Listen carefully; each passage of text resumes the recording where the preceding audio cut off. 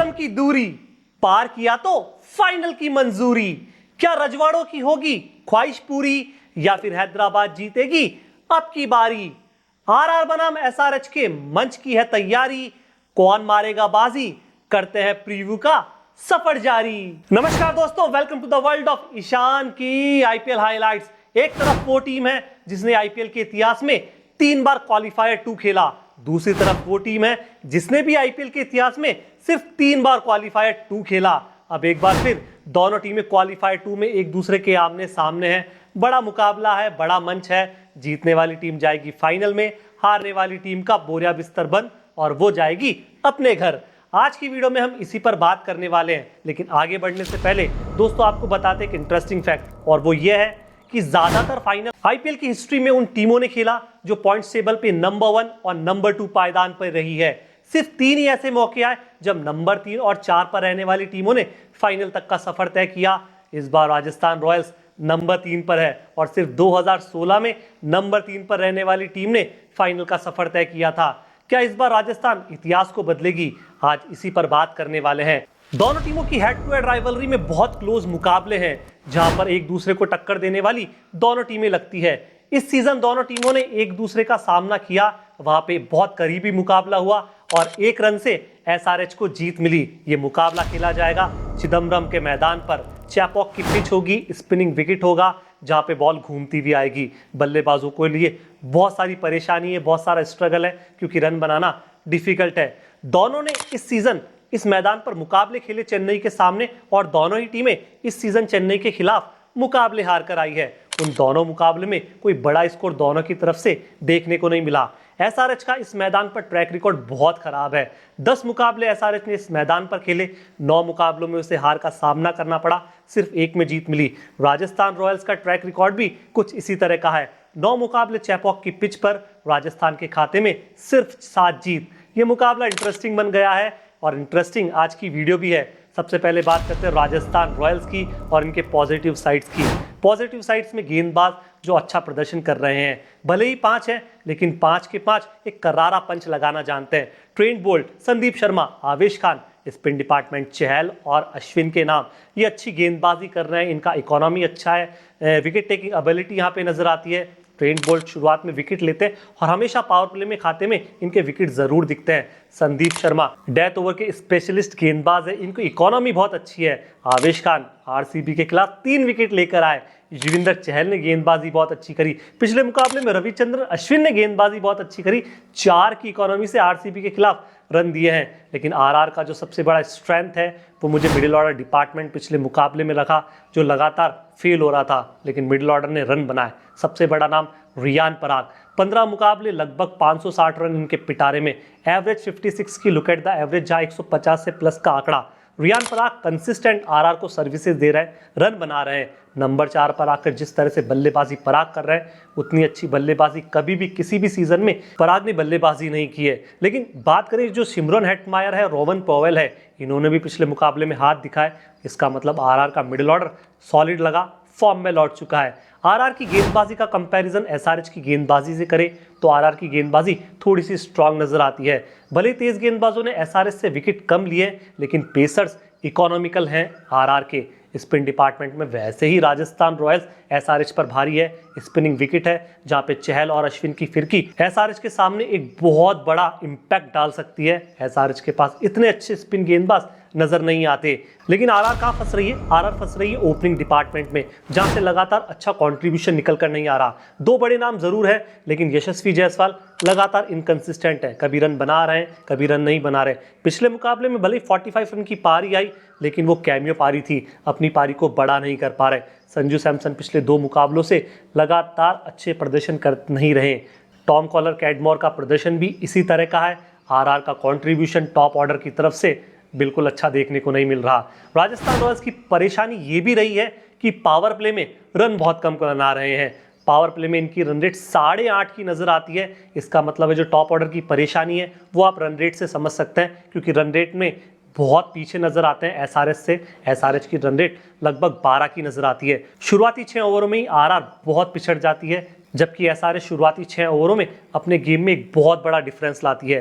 RR की एक hidden weakness है जहां पे गेंदबाजी ऑप्शन सिर्फ 5 है। Through out the tournament RR ने सिर्फ 5 गेंदबाजों के सहारे अपनी गेंदबाजी चलाई। पिछले मुकाबले में भी सिर्फ 5 गेंदबाज 4 ओवर करते हुए नजर आए। अब ये मुकाबला बड़ा है, सामने वाली टीम बहुत बड़ी है जहां पे धांसू बल्लेबाजी आपको देखने को मिलेगी। ऐसे में अगर इसी गेंदबाजी ऑप्शन से आरआर गए, मान लीजिए 1-2 गेंदबाज इकोनॉमिकल साबित नहीं हुए, उनकी खूब पिटाई हुई, तो ऑप्शन में अच्छे गेंदबाज नहीं है, या जो गेंदबाज हैं उनके पास एक्सपीरियंस नहीं है, पूरे सीजन ज़्यादा गेंदबाजी नहीं की।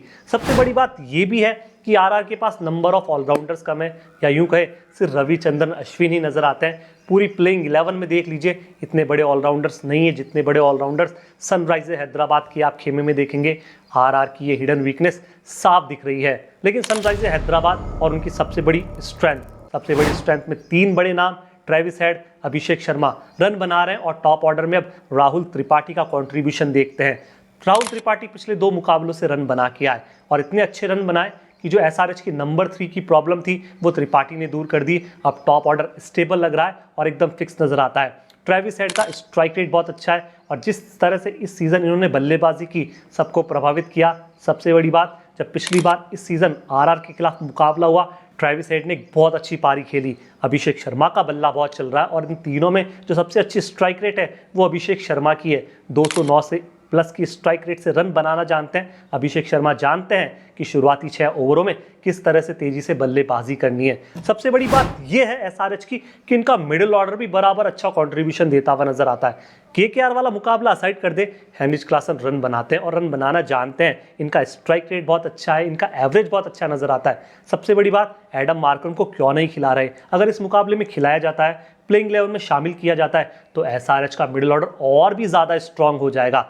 सबसे बड़ी बात, Nitish Kumar Reddy young player, young gun, लेकिन यंग गन ने बहुत अनुभवी खेल दिखाया, रन बनाए और जब जब एसआरएच मुसीबत में पड़ी वहाँ इनका कंट्रीब्यूशन देखने को मिला।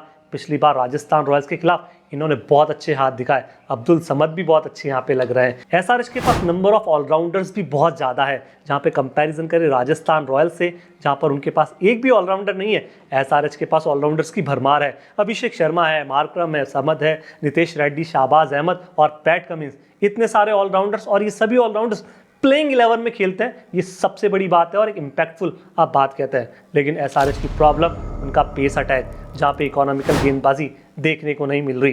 टी नटराजन सबसे ज़्यादा विकेट लेने वाले गेंदबाज भले ही हैं, रन भी बचाते हैं, लेकिन कई मौक़ों पर इनकी पिटाई जब होने लगती है तो वो खूब होती है। पैट कमिंस की पिछले मुकाबले में बहुत पिटाई हुई है। कहीं ना कहीं गेंदबाजी डिपार्टमेंट को लेकर एसआरएच चिंतित बहुत है। भुवनेश्वर कुमार हालांकि राजस्थान रॉयल्स के खिलाफ पिछले मुकाबले में किंग साबित हुए, विकेट लिए, लेकिन भुवनेश्वर की इकोनॉमी भी लगभग 10 के आसपास रह रही है।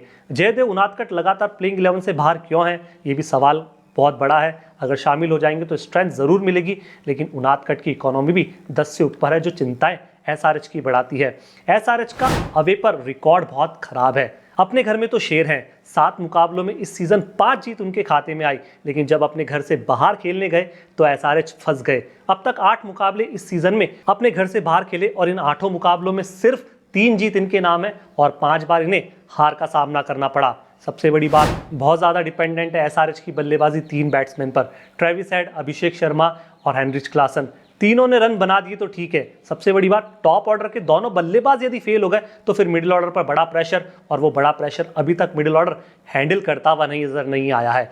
दोनों टीमों की प्लेइंग 11 में कोई बदलाव हो सकता है क्या? मुझे लगता होना चाहिए। एडम मार्करम की यहाँ पर एंट्री होनी चाहिए, जयदेव उनादकट को प्लेइंग 11 में खिलाया जाना चाहिए, तब जाके एसआरएच एक बहुत बड़ी और स्ट्रॉन्ग टीम नजर आएगी। ट्रेविस हेड और अभिषेक शर्मा को शुरुआत में कंट्रीब्यूशन देने की जरूरत है। अच्छा और बड़ा कंट्रीब्यूशन देंगे तब जाके एसआरएच कुछ यहाँ पर बड़ा कर सकती है। आरआर की प्लेइंग 11 में कोई बदलाव होगा क्या?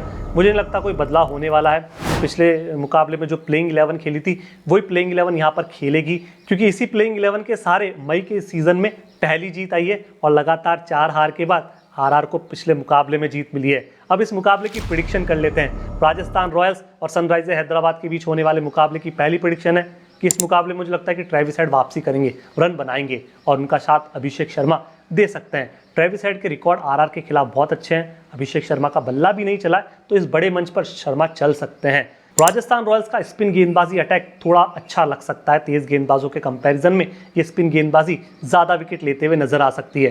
पावर प्ले का बहुत बड़ा युद्ध होने वाला है, तो मुझे लगता है इस युद्ध में एसआरएच जीत सकती है। अब मुकाबला कौन जीतेगा, क्वालिफायर 2 किसके नाम होगा और फाइनल का सफर तय कौन करने वाला है।